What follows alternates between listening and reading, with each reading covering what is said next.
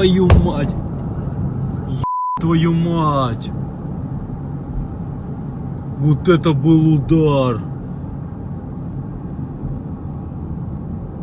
Я первый раз такое испытал. Что такое?